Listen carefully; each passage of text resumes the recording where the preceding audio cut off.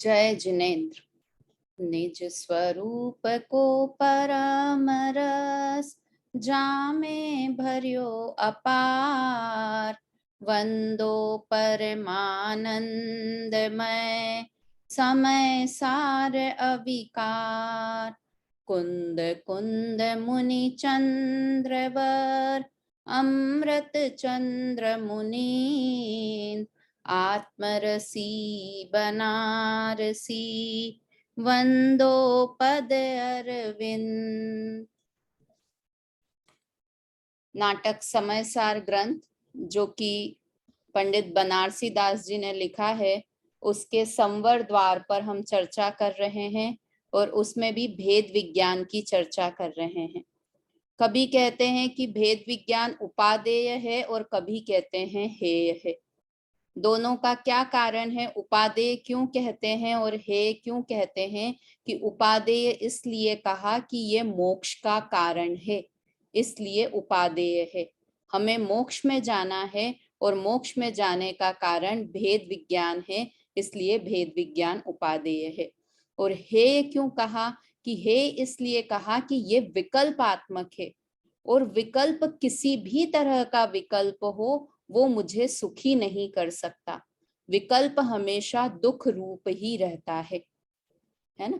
चाहे घर गृहस्थी का विकल्प हो, शुभ भाव का विकल्प हो या शुद्ध भाव का विकल्प हो। यहाँ तक के कहते हैं कि मुझे मोक्ष में जाना है, ये भी मोक्ष में जाने में बाधक है, ये वाली चीज भी मोक्ष में जाने में बाधक है। तो इस तरह से कल हमने चर्चा की थी। मैं स्क्रीन शेयर करती हूँ। इसमें एक छंद जो हमने, ये देखो 7वें नंबर के छंद में हेय कहा और छठे नंबर के छंद में, छठे वाले में बताया था कि ये भेद विज्ञान उपादेय है ना। यद्यपि हे उपादेय जानिए क्यों? क्योंकि भेद विज्ञान संवर का कारण है, संवर निर्जरा का कारण है और निर्जरा मोक्ष का कारण है, इसलिए उपादेय है। 6 नंबर के छंद में उपादेय बताया और 7 नंबर का छंद कि आत्म स्वरूप की प्राप्ति होने पर भेद ज्ञान हेय है। यहाँ पर हे होने की बात कही थी। अब आज हमें 8वें नंबर का छंद पढ़ना है, उसकी बात हम करते हैं। भेद ज्ञान परंपरा मोक्ष का कारण है। देखो ये हे उपादेय की बात आ रही है, अभी एक और उदाहरण भी आएगा। पर जैसे अपन फ्लाइट में जाते हैं तो जब उतर गए हम, जयपुर में उतर गए, अब एयरपोर्ट पे वहां अनाउंस होता है कि बेल्ट, इस बेल्ट पर आपका सामान मिलेगा। तो उस बेल्ट के सामने हम जाके खड़े हो जाते हैं। अब कितना, जैसा मेरा रेड कलर का सूटकेस है और रेड वहां पर 20 सूटकेस निकलते हैं, तो मैं बहुत ध्यान से देखती हूँ, ये मेरा सूटकेस है, नहीं ये नहीं है, ये है, ये नहीं है, ये सूटकेस है। ऐसे करते करते जब मेरा सूटकेस आ जाता है तो मैं उसे ग्रहण कर लेती हूँ, है ना। अब मैं वहीं पर खड़ी हूँ क्योंकि मेरे साथ वाले का सूटकेस नहीं आया है, तो मैं वहीं खड़ी हूँ। अब मुझे दूसरे सूटकेस दिखाई दे रहे हैं, किंतु फिर भी मेरी उसमें हे उपादेय बुद्धि नहीं है, मेरा उसकी तरफ ध्यान ही नहीं है। जानने में आ रहे हैं, दिखने में आ रहे हैं, किंतु जब मैंने स्वतत्व की प्राप्ति कर ली, अपना सूटकेस ग्रहण कर लिया, तो मुझे बाकी सूटकेस की तरफ दिख रहे हैं, किंतु फिर भी बस जान रहे हैं हम। ऐसे ही जब अरहंत सिद्ध हो गए तो भेद विज्ञान, जो भेद विज्ञान से स्वतत्व को ग्रहण कर लिया, उस स्वतत्व को ग्रहण करने के बाद अब दूसरे ज्ञेय जानने में आ रहे हैं, किंतु उससे कुछ भी मतलब नहीं है, वो विकल्प भी नहीं है उसकी तरफ, है ना। तो भेद विज्ञान इसलिए अपना सूटकेस ढूंढने जैसा है कि ये नहीं, ये नहीं, ये नहीं। अब ज्ञानी को एक बार भेद विज्ञान के बाद संवर प्रकट हो गया, स्वतत्व प्रकट हो गया, तो उसके बाद परज्ञेय जानने में आते हैं। जानने का निषेध तो है ही नहीं, केवल ज्ञानी को भी जानने में आते हैं, परज्ञेय जानने में आते हैं, किंतु उनके उसमें राग द्वेष नहीं होता है। बार बार उन्हें ये नहीं देखना पड़ता है, अरे अच्छा ये मेरा सूटकेस नहीं, ये मेरा अरे मिल गया ना, अब तो स्वतत्व मिल गया, तो अब भेद विज्ञान का क्या प्रयोजन है। जब संवर ही प्रकट हो गया तो फिर भेद विज्ञान का कुछ प्रयोजन भी नहीं रहा, इसलिए भेद विज्ञान हेय हो गया। शुरू में उपादेय भी है, किंतु एक बार कार्य सिद्धि होने के बाद कारण का कोई महत्व नहीं रहा। तो तो इस तरह से हमने 6 और 7 नंबर तक का छंद पढ़ा। 8वें नंबर का भेद ज्ञान परंपरा मोक्ष का कारण है, ये चौपाई हम यहाँ से पढ़ते हैं और उसके बाद इसका अर्थ करेंगे। भेद ज्ञान संवर जिन पायो, सो चेतन शिव रूप कहायो। भेद ज्ञान जिनके घट नाही, ते जड़ जीव घन बंधे घट माही। क्या कहा कि भेद ज्ञान पूर्वक जिन्होंने संवर प्राप्त कर लिया है, वो जीव सो चेतन शिव रूप कहायो। वो जीव मोक्ष स्वरूप हो गया, मोक्ष मार्गी हो गया को यहाँ लिख दिया, शिव रूप मोक्ष रूप ही हो गया। अपन ने एक पिछले आश्रव द्वार में करा था ना कि आत्मा ही सम्यक दर्शन है, मतलब पर्याय को द्रव्यमय कह दिया। ऐसे ही यहाँ पर लिख दिया कि वो जीव मोक्ष रूप ही है, जिसे संवर प्रकट हो गया है। वास्तव में वो मोक्ष मार्गी है, किंतु वो मानो उसने मोक्ष प्राप्त ही कर लिया है, मोक्ष रूप ही हो गया है। तो भेद विज्ञान पूर्वक जिन्होंने संवर को प्राप्त किया है, वो जीव मोक्ष मार्गी हैं। और जिन्होंने भेद ज्ञान जिनके घट नाही, जिन जीवों ने भेद ज्ञान प्राप्त नहीं किया है, वो कैसे लिखा है, ते जड़ जीव बंधे घट माही। वो जीव कैसे हैं, जड़ हैं। जड़, मैं जीव हूं या जड़ हूं? जड़ किसको कहते हैं, पुद्गल को कहते हैं। किंतु यहाँ क्या कह दिया कि पुद्गल वत ही हैं, कि जो कार्य करना था जीव ने वो काम नहीं किया, तो तुमको ये समझो गाली जैसे हो गई कि तुम जीव हो किंतु तुम्हें जड़ कह दिया, क्योंकि जो कार्य करना था वो कार्य नहीं किया। देखो अपन ने पहले भी क्लास में बात की थी ना कि अज्ञान, अज्ञानी ऐसा बोलते हैं, तो अज्ञानी के अलग अलग अर्थ होते हैं। अज्ञानी के 3 अर्थ बताए थे पहले, किसी को ध्यान है? ममता आंटी बताएंगे अज्ञानी 3 तरह से अज्ञानी कौन है, 3 प्रकार के अज्ञानी बताए थे। ममता भाभी पता है? याद नहीं है अभी। सुनीता आंटी? अज्ञानी मतलब मूड। हाँ, और तो अल्प ज्ञानी भी अज्ञानी होगा। हाँ, और एक एक मतलब 12वें गुण स्थान तक के जो है वो आपने बोला अल्प ज्ञानी को अज्ञानी कहते हैं, वो 12वें गुण स्थान तक की बात। हाँ, और एक मिथ्या दृष्टि जिनमें वो नहीं है, अज्ञान, सम्यक ज्ञान नहीं है जिसको, वो अज्ञानी। हाँ, और तीसरा पुद्गल को अज्ञानी कहते हैं। जैसे ये यहाँ पे ना पुद्गल को अज्ञानी कहते हैं, पुद्गल को, क्योंकि जिसमें ज्ञान नहीं है वो अज्ञान। वास्तव में तो अर्थ ये अपन जब भी प्रयोग करते हैं, किसके लिए करते हैं, नहीं के लिए प्रयोग करते हैं, है ना। जिसमें ज्ञान नहीं है वो अज्ञान। तो ऐसा कौन सा है, पुद्गल या बाकी के 5 द्रव्य समझ लो, अजीव द्रव्य जितने भी हैं, तो ये सब अज्ञानी हुए, पहली विवक्षा। दूसरी कि एक मिथ्या दृष्टि है वो अज्ञानी, और सम्यक दृष्टि है जिसे सम्यक ज्ञान हो गया है वो ज्ञानी, और मिथ्या दृष्टि अज्ञानी। पूरे समय सार ग्रंथ में ज्ञानी और अज्ञानी को इसी रूप में लिया है, सम्यक दृष्टि ज्ञानी और मिथ्या दृष्टि अज्ञानी, जो कि चौथे गुण स्थान से शुरू हो गया। और तीसरा जो होता है, जो कि मोस्टली कर्णानी योग के ग्रंथों में मिलता है, कि 12वें गुण स्थान तक के जीव हैं जो छद्मस्त हैं, अल्प ज्ञानी, अल्प ज्ञानी सो अज्ञानी, है ना। क्या, अल्प ज्ञानी सो अज्ञानी। तो 12वें गुण स्थान में छद्मस्त जीव है वो अल्प ज्ञानी है, इसलिए वो अज्ञानी। और केवल ज्ञान है, केवल ज्ञानी है, उन्हें ज्ञानी कहते हैं, परमात्मा कहते हैं। तो यहाँ पे तो लिखा ते जड़ जीव बंधे घट माही। तो यहाँ पर तो जड़ मतलब वो वैसा जड़ कह दिया कि जैसे पुद्गल जैसा जड़ है ना, वैसे अज्ञानी है वो जीव, अज्ञानी है, और वो कर्म से बंधते हैं, पुद्गल से बंधते हैं वो जीव, ऐसा यहाँ पर। तो हमें यहाँ पर भेद ज्ञान की महिमा कराई कि ऐसे भेद ज्ञान को तुम प्रकट कर लो जो कि मोक्ष स्वरूप है ना। इसका अर्थ पढ़िए, अनीता आंटी पढ़िए इसका अर्थ 8वें नंबर के छंद का। भेद विज्ञान तभी तक सराहनीय है। नहीं, 8वें, जिन जीवों ने भेद ज्ञान रूप जिन जीवों ने भेद ज्ञान रूप संवर प्राप्त किया है वे मोक्ष रूपी कहलाते हैं, और जिनके हृदय में भेद विज्ञान नहीं है वे मूर्ख जीव शरीर आदि से बंधते हैं। हाँ, है ना।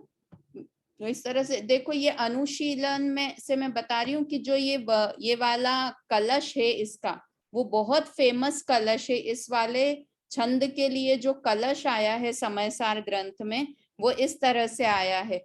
अब तक जो भी हुए सिद्ध या आगे होंगे, महिमा जानो एकमात्र सब भेद ज्ञान की, और जीव जो भटक रहे हैं भव सागर में, भेद ज्ञान के ही अभाव से भटक रहे हैं। ये मूल अमृत चंद्र आचार्य का जो कलश है वो ऐसा था, और इसको इसी तरह से बनारसी दास जी ने अपने शब्दों में इस तरह से प्रकट किया।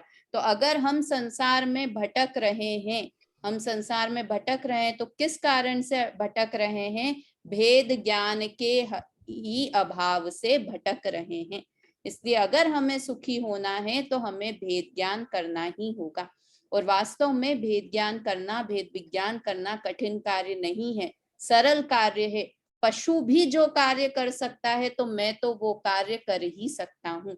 इसलिए दृढ़ता पूर्वक इस भेद ज्ञान को प्रकट करना है।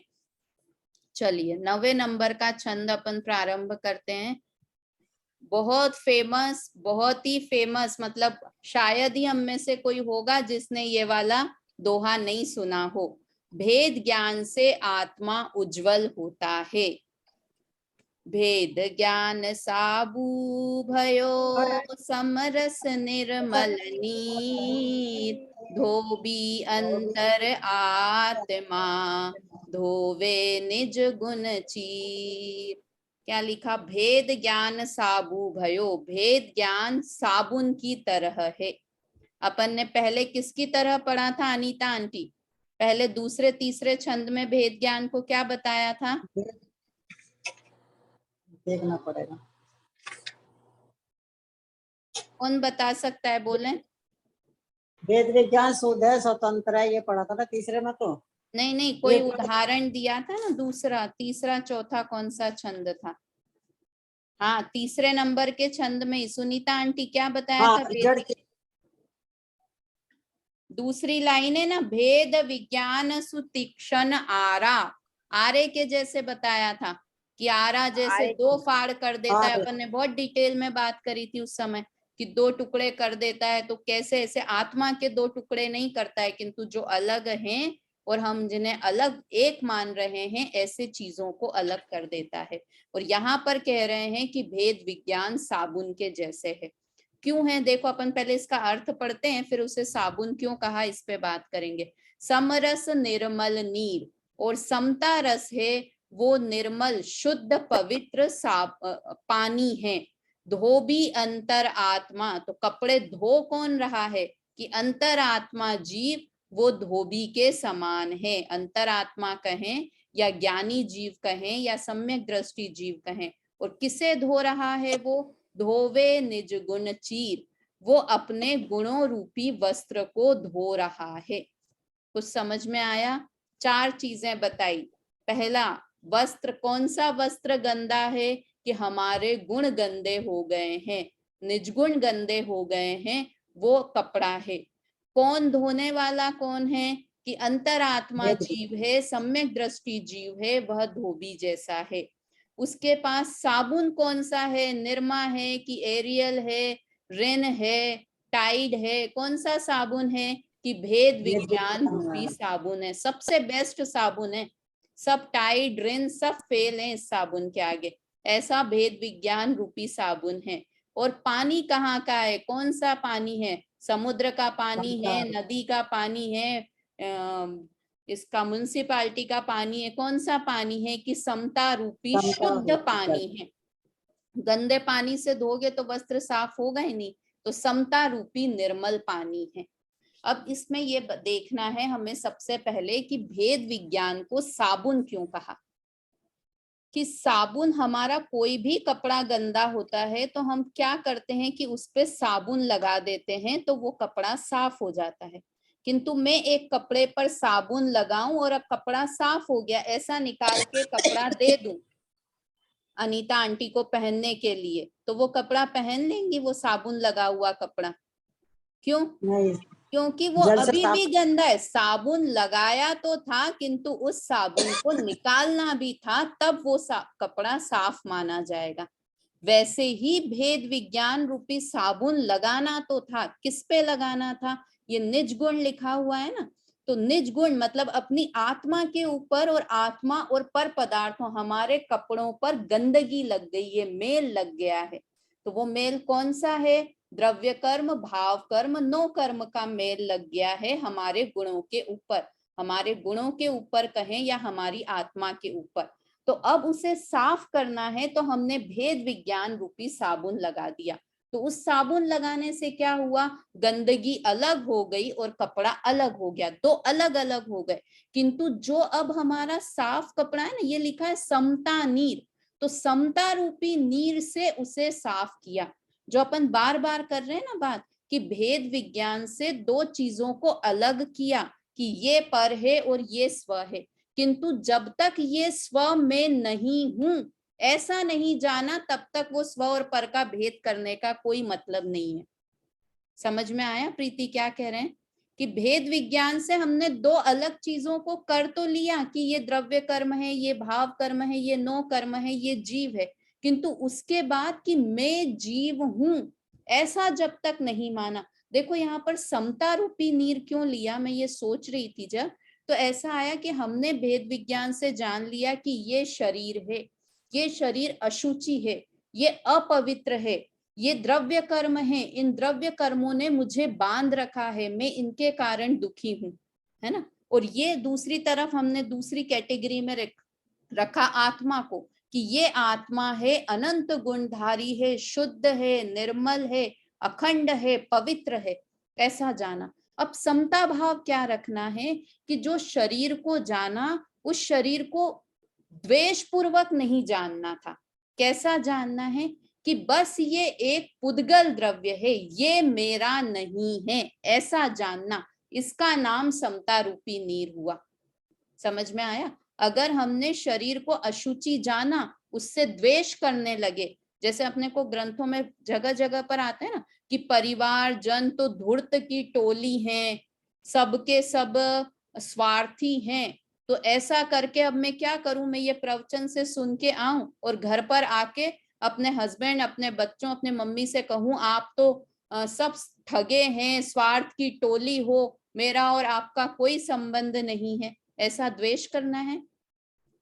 या हम अशुचि जानकर आए मंदिर से सुन के कि शरीर अपवित्र है, तो अब इस अपवित्र शरीर में मुझे रहना ही नहीं है, और इस शरीर रूपी जेल में मैं हूं, तो अब इससे घृणा करने में, तो इसे सुखा दूंगा, इसका ध्यान नहीं रखूंगा, खाने पीने के लिए नहीं दूंगा, शरीर से श्रृंगार नहीं करूंगा, नहाऊंगा नहीं, क्योंकि ये तो अपवित्र भी है, कितनी बार भी नहलाऊं फिर भी अपवित्र हो जाएगा। तो क्या हमने उसके सही स्वरूप को समझा? सही स्वरूप समझना यानी क्या समझना? कि शरीर अशुचि है, घर परिवार वाले मेरे नहीं हैं, ऐसा जानकर उनमें समता भाव रखना, उसका नाम है कि हमने उन्हें सही जाना। उनसे द्वेष करने लगे, इसका नाम नहीं है कि हमने उन्हें सही जाना। समझ में आया? हम ये बहुत बार गलती कर देते हैं कि अपने, देखो कभी भी धर्म है ना, वो दुखी नहीं कर सकता जीव को। हम व्रत उपवास करें और हमें लगे कि हमें आकुलता हो रही है, हमारा शरीर साथ नहीं दे रहा है ना, एकाशन किया है हमने, एक बार किया, दो बार किया, तीन बार किया, किंतु उसके कारण अगर हमारी आकुलता, पूरी मेहनत, पूरी कोशिश करना कि हम करें एकाशन, किंतु अगर शरीर साथ न दे, आकुलता बहुत हो, दुख बहुत हो, तो ऐसा एकाशन करने का लाभ नहीं है ना। कोशिश पूरी करनी है करने की, उसमें कोई मायाचारी और ये मापदंड कोई और नहीं बता सकता है कि आप बताओ कि हमें एकाशन करना चाहिए या नहीं, और बिल्कुल एक ही बार बैठ के पानी पीना चाहिए या नहीं, कोई नहीं बता सकता। अपने द्रव्य क्षेत्र काल भाव को ध्यान में रखते हुए हमें सारी चीजें करनी। है ना। तो कहीं भी हम ये अगर जैसे पढ़ा शरीर अशुचि है, कुटुंबी जन ऐसे हैं, राग द्वेष के परिणाम ऐसे हैं, तो उनसे द्वेष नहीं करना है, उन्हें समता भाव से जानना है। ऐसे ही आत्मा को जाना तो आत्मा में हूं ऐसा जानना है, उसका नाम है समरस निर्मल नीर। तो पहले भेद विज्ञान रूपी साबुन लगा लिया, उसके बाद निर्मल जल से उसे धो दिया। इसका मतलब है कि पहले भेद विज्ञान से दो द्रव्यों को अलग अलग जान लिया कि परद्रव्य क्या है और स्वद्रव्य क्या है, विभाव क्या है और स्वभाव क्या है। उसके बाद उन दोनों में समता भाव रखना, ये ही वास्तव में करने योग्य है। समझ में आया। और धोबी अंतर आत्मा की सम्यक दृष्टि जीव है। वास्तव में जो समता भाव जिसे होता है ना, तो असली समता भाव चौथे गुण स्थान से ही प्रकट होता है। और हम कहते हैं ना कि मुझे तो बहुत समता भाव है, मैं तो घर में जो बनता है वो खा लेती हूँ, किसी से कुछ खटपट नहीं करती, मैं तो बस जानती रहती हूँ। तो वो सब अपने आप को छल करना है। जब तक हमें भेद विज्ञान और संवर नहीं है, तब तक वास्तविक संवर नहीं, तब तक वास्तविक समता भाव हो ही नहीं सकता, है ना। तो ऐसे धोबी अंतर आत्मा, और देखो धोवे निज गुण चीर, तो हमारे गुण गंदे हैं क्या जो उन्हें हमें धोना है? हमारे गुण गंदे हैं ममता भाभी? मेरा ज्ञान गुण, सुख गुण, वीर्य गुण गंदा है क्या जो उसे धोना है? गंदी चीजों को धोते हैं? जानना है नहीं, बस उसे, अपने गुणों को। मान्यता में जो हमने मान रखा है ना, उसको धोना है असली तो। नहीं, वास्तव में गुण गंदे हो गए हैं। जैसे कपड़ा स्वभाव से पवित्र है किंतु ऊपर से तो उसमें मेल है ना, वैसे ही हमारा ज्ञान गुण स्वभाव से तो पवित्र है किंतु अज्ञान का मेल उसके ऊपर चढ़ा हुआ है। गुरुदेव ने ये प्रवचन में लिखा कि ये निज गुण चीर वाली बात आई कि 21 उन्होंने बहुत सारे ग्रंथों को पढ़ा। मुझे भी आश्चर्य हुआ, मेरे बहुत मन है कि मैं जानूं और इसके बारे में। उन्होंने बहुत सारे ग्रंथों को पढ़ा और उसके बाद ये चीज बताई कि आत्मा के अनंत गुणों में से 21 या 22 गुण ऐसे हैं जो कि अशुद्ध होते हैं। आत्मा में कितने गुण हैं? अनंत गुण हैं, किंतु 21-22 गुण मात्र ऐसे हैं जो कि अपवित्र, वो जो कि अशुद्ध हो जाते हैं। जैसे ज्ञान गुण, श्रद्धा गुण, सुख गुण, है ना, शांति गुण। ज्ञान अज्ञान रूप हो रहा है, श्रद्धान अभी उल्टा चल रहा है, मिथ्या दर्शन रूप है। ऐसे अगर मुझे टोटल 22 के नहीं मिले, मुझे 7-8 के नाम तो समझ में आए, किंतु मैं और उनके जब अभी प्रवचन पढ़ूंगी कहीं तो शायद और उसकी चर्चा मिले।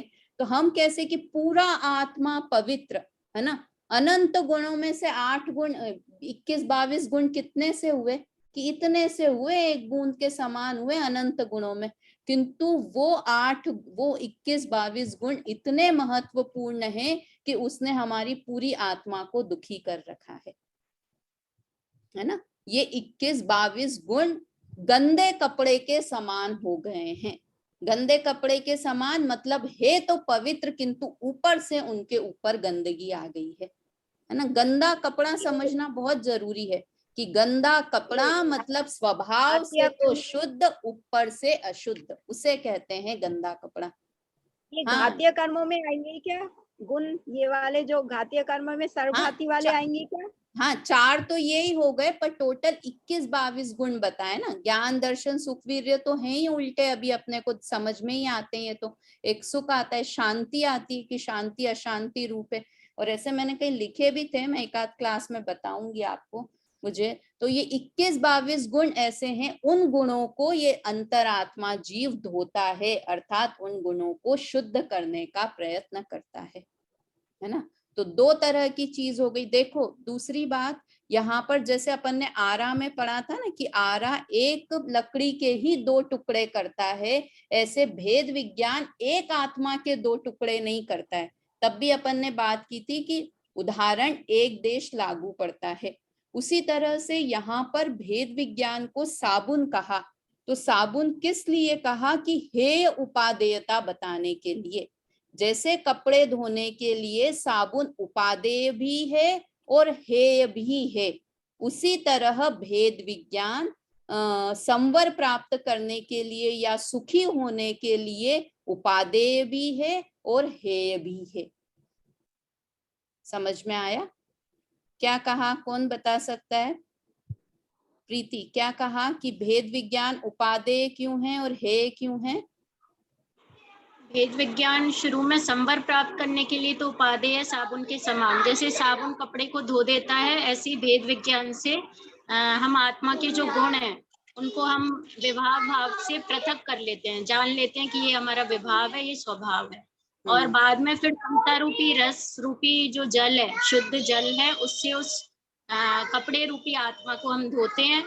और मतलब जो धोबी है वो मैं स्वयं, अंतरात्मा मैं स्वयं हूँ धोबी रूपी। और जो कपड़ा है वो है हमारे गुण, जिसमें मैल लग गया है तो वैसे वाले गुण, अनंत गुणों में से कुछ गुण वैसे हैं। और धोबी अंतरात्मा, तो वास्तव में तो ये अंतरात्मा जीव की ही बात की है, हमें तो अंत धोबी बनना है। जो अंतरात्मा सम्यक दृष्टि जीव हैं वो तो धोबी बन गए। तो साबुन इसलिए कहा कि साबुन लगाना भी है और साबुन हटाना भी है। वैसे ही भेद विज्ञान प्रकट भी करना है और फिर विकल्पात्मक होने से उसे छोड़ना भी है। इस उपदेश से यहाँ पर भेद विज्ञान को साबुन कहा। ठीक है, हे उपादेयता समझने के लिए भेद विज्ञान को साबुन कहा है। ठीक है, चलिए इसका अर्थ मैं पढ़ देती हूँ, छोटा से ही है। सम्यक दृष्टि जीव धोबी भेद विज्ञान रूप साबुन और समता रूप निर्मल जल से आत्मगुण रूपी वस्त्रों को साफ करते हैं। ठीक है, चलिए 90 नंबर का छंद ये हो गया हमारा। 10वां नंबर का छंद हम पढ़ते हैं। 11 ही छंद हैं, तो मेरे ख्याल से अगली क्लास में हमारा ये टॉपिक खत्म हो जाएगा। 11 नंबर का छंद है बड़ा मस्त, जो बनारसी दास जी की शैली है, उस शैली में लिखा है। बहुत सारे उदाहरण दिए हैं भेद विज्ञान को समझाने के लिए।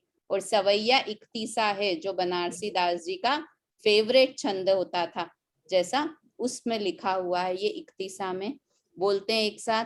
जैसे रज सोधी के दरब काड़े पावक कनक काड़ी दाहत उपल को पंक के गर्भ में जो डारिये कतक फल नीर करे उज्जल नितारी डारे मल को दधी को मथैया मथी काड़े जैसे माखन को राजहंस जैसे दूध पीवे त्यागी जल को तैसे ज्ञानवंत भेद ज्ञान की सकति साधी वेदे निज संपत्ति उछेदे पर दल को।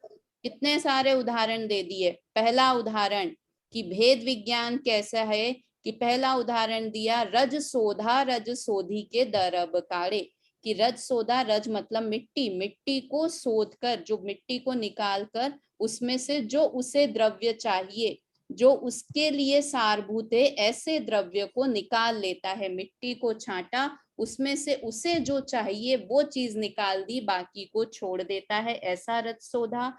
दूसरा है पावक कनक काड़ी दाहत उपल को। उपल कहते हैं पत्थर को। पत्थर को निकाल के कनक वाले पत्थर को, सोने रूप के पत्थर को अग्नि में जलाकर और सोना अलग निकाल लेते हैं और बाकी जो गंदगी है उसे छोड़ देता है। कौन छोड़ देता है? सुनार। तीसरा, पंख के गर्भ में जो डारिये कतक फल नीर करे उजल नितारी डारे मल को। तीसरा, कि जैसे गंदे पानी में कतक फल डाल देंगे तो कतक फल डालने से शुद्ध पानी अलग हो जाएगा और मेल अलग रह जाएगा, वैसा भेद विज्ञान है। चौथा, दधी को मथैया मथी काढ़े जैसे माखन को, कि मथैया मतलब मथने वाला दही को मथे और उसमें से क्या होगा कि छाछ नीचे रह जाएगी और मक्खन को निकाल लेगा, है ना। और पांचवा उदाहरण दिया राजहंस जैसे दूध पीवे त्यागी जल को। राजहंस दूध को पिए तो दूध के कणों को तो अंदर ले ले और पानी को वहीं पर छोड़ दे, ऐसे ही भेद विज्ञान है। तो ऐसे तैसे ज्ञानवंत भेद ज्ञान की सकति साधी, ऐसे ज्ञानी जीव भेद विज्ञान की शक्ति को साध कर क्या करते हैं, वेदे निज संपत्ति, कि जो अपनी संपत्ति है उसका वेदन करते हैं, और दूसरा उच्छेदे पर दल को, और जो अपना नहीं है उसे वहां छोड़ देते हैं। क्या कहा, कितने सारे उदाहरण देके समझा दिया। अब इन सब में कैसे भेद विज्ञान से कनेक्ट किया है कि जैसे हम देखें दूध और पानी कि बिल्कुल एक में एक दिख रहा है। हम दूध को देखेंगे तो हमें डाउट भी नहीं होगा कि इसके अंदर पानी है। और कौन सा वाला दूध, ये राजहंस जो हमारा भैया जी लेके आता है वो दूध नहीं, जो गाय के थन में से तुरंत निकला हो, बाल्टी उसके नीचे लगी हुई हो, वो वाले दूध में से भी राजहंस पानी अलग कर देता है और दूध अलग कर देता है। भैया जी वाला दूध क्यों नहीं लेना, क्योंकि वो तो उसमें पानी डाल देता है ऊपर से। किंतु जब गाय के थन से दूध निकलता है तो उसमें अपने आप में ही दूध और पानी मिला हुआ होता है ना। और कोई देखने वाला कह नहीं सकता कि ये अलग हो सकते हैं, किंतु वो वास्तव में अलग होते हैं, इसीलिए राजहंस उन्हें अलग कर लेता है। राजहंस होता वो है कि एक तो हंस होते हैं नॉर्मल हंस, किंतु राजहंस होता है जैसे क्वालिटी, सबसे अच्छी क्वालिटी का। जैसे गायों में क्वालिटी नहीं होती है अलग अलग, वो कौन सी गाय सबसे अच्छी होती है, अपन बच्चों क्या नाम भूल गई मैं, कौन सी? गिर गाय का दूध बच्चों के लिए, कि वो गाय में सबसे बेस्ट गाय होती है, गिर गाय का दूध पिलाया करो बच्चों को। वैसे ही हंस में सबसे बेस्ट होता है राजहंस। तो उसकी ये ताकत है कि वो दूध को अलग कर लेता है, पानी को अलग कर लेता है। वैसे ही जैसे यहाँ एक और उदाहरण दिया था कि वो जो अंदर से पत्थर निकालते हैं उसमें सोना और मिट्टी हमेशा से मिले हुए रहते हैं, हमेशा से साथ में रहते हैं, किंतु फिर भी अलग रहते हैं। तो हमें क्या लगता है कि इन सब चीजों को देख के अरे वाह, ऐसा भी कोई राजहंस होता है। जब मैंने राजहंस के बारे में पहले ही पाठशाला में पढ़ती थी तब सुना था तो लगा अरे यार कितना सही है, उसकी चोंच कितनी अच्छी है, गजब का यार, गजब साइंस है ये तो। ऐसी महिमा आती है इन चीजों की कि हमको तो बिल्कुल एक में एक दिखाई दे रहे हैं, और वो कितना अच्छा है, उसकी चोंच के अंदर ऐसा क्या लगा हुआ है कि वो पानी छोड़ देता है और दूध दूध ग्रहण कर लेता है। तो वास्तव में ऐसी अहो महिमा हमें इनकी आती है ना, ऐसे भेद विज्ञान की महिमा आनी चाहिए।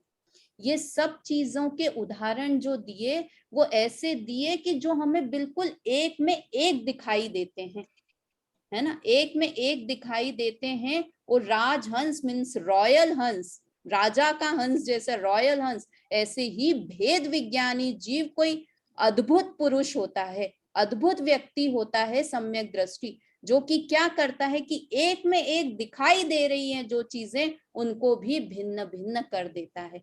और कैसा लिखा है, वेदे निज संपत्ति, कि अपनी संपत्ति का वेदन करता है।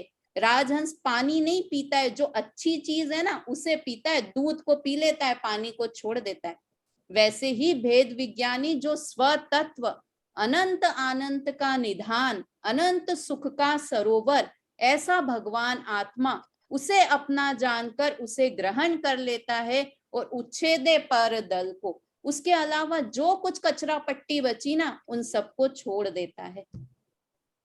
जैसे कि राजहंस पानी को छोड़ देता है, सुनार कंकर मिट्टी को छोड़ देता है और उसमें से सोना निकाल लेता है। देखो जब है ना ये सुनार होते हैं ना, वो भी कैसे कि जब डली देखते हैं और उस डली में वो अभी मिट्टी और उसके साथ में लगा हुआ है, किंतु उसी समय उनको वहां पर सोना सोना दिखाई देता है। इतना बड़ा सारा पत्थर हो और उसको अपन सुनार को दिखाए ना, बोलेगा हाँ इसमें 10 ग्राम सोना निकल जाएगा। इतना बड़ा पत्थर और उसमें से 10 ग्राम, उसने उस पत्थर को देख के अंदाजा लगा लिया कि इसमें कितना सोना है निकल। उस अशुद्धता के काल में भी उसे शुद्धता नजर आती है। वैसे ही भेद विज्ञानी जीव को अशुद्ध आत्मा में भी शुद्ध आत्मा नजर आता है। समझ आया? मतलब कितनी अच्छी दृष्टि उसकी हो गई है, कितना अच्छा भेद विज्ञान है जो हमें अभी के अभी ये बता देगा कि मैं शुद्ध हूँ, पवित्र हूँ, मुझे विकारी भावों ने छुआ भी नहीं है। तो क्यों नहीं प्रकट कर ले हम ऐसे भेद विज्ञान को, करना ही चाहिए। मतलब ये सारे उदाहरण बिल्कुल मुझे इतने एकदम ऐसे लग रहे हैं कि बिल्कुल गंदा पानी है, गंदे पानी में भी वो जो कतक फल डाल रहा है ना, वो इसीलिए डाल रहा है कि उसे पता है कि ये पानी शुद्ध है। क्या कहा? गंदे पानी में हम फिटकरी डालते हैं या कतक फल डालें तो किस आशा से डालते हैं, किस कॉन्फिडेंस से डालते हैं कि ये पानी शुद्ध हो सकता है। हो सकता है नहीं, ये पानी शुद्ध ही है, इसमें ऊपर से गंदगी आ गई है, तभी तो हम डालते हैं कि हो सकता है, नहीं हो सकता है, ऐसा डाउट हो ना तो लगेगा कौन मेहनत करे, ठीक है कहीं और से पानी लेके आ जाते हैं, किंतु हमें वो शुद्ध लगता है इसीलिए हम उसमें कतक फल डालते हैं। वैसे ही भेद विज्ञानी जीव उसमें कतक फल डालते हैं और उस आत्मा को शुद्ध करते हैं। तो इस तरह से हमारा ये नंबर का छंद भी हुआ। सुनीता आंटी या प्रीति पढ़ो चलो इसका अर्थ। जैसे रज सौदा धूल शोधकर सोना चांदी ग्रहण कर लेता है, अग्नि धाव को गलाकर सोना निकालती है, कड़दम में निर्मली डालने से वह पानी को साफ करके मैल हटा देती है, दही का मतने वाला दही मतकर मक्खन को निकाल लेता है, हंस दूध पी लेता है और पानी छोड़ देता है, उसी प्रकार ज्ञानी लोग भेद विज्ञान के बल से आत्म संपदा ग्रहण करते हैं और राग द्वेष आदि व पुद्गल आदि पर पदार्थों को त्याग देते हैं। मतलब ये भेद विज्ञान पूर्वक संवर हो जाता है, ये बात भी इससे सिद्ध हो जाती है कि आत्म संपदा को ग्रहण कर लेना, इसका नाम ही संवर प्राप्त करना है ना। अब ये 10 तक हो गया। 11वें नंबर का छंद हम अगली क्लास में पढ़ेंगे, अंतिम है, मोक्ष का मूल भेद विज्ञान है, और साथ में इस द्वार का सार भी पढ़ेंगे, तो हमारा संवर द्वार खत्म हो जाएगा। और अगली बार से अब हम इसके बाद निर्जरा द्वार की शुरुआत करेंगे, एक क्लास और बाद से। अभी जिनवाणी स्तुति कर लेते हैं, नया कुछ शुरू नहीं करते हैं।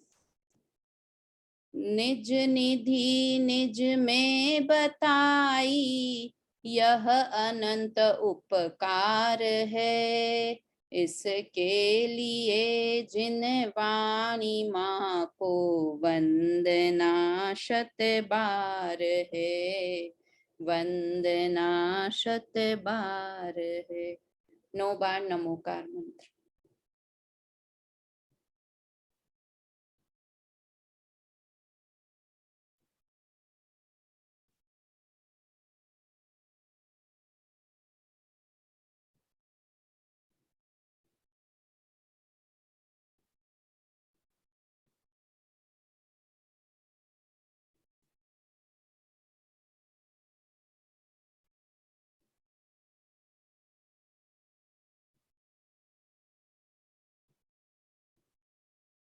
जय जिनेन्द्र।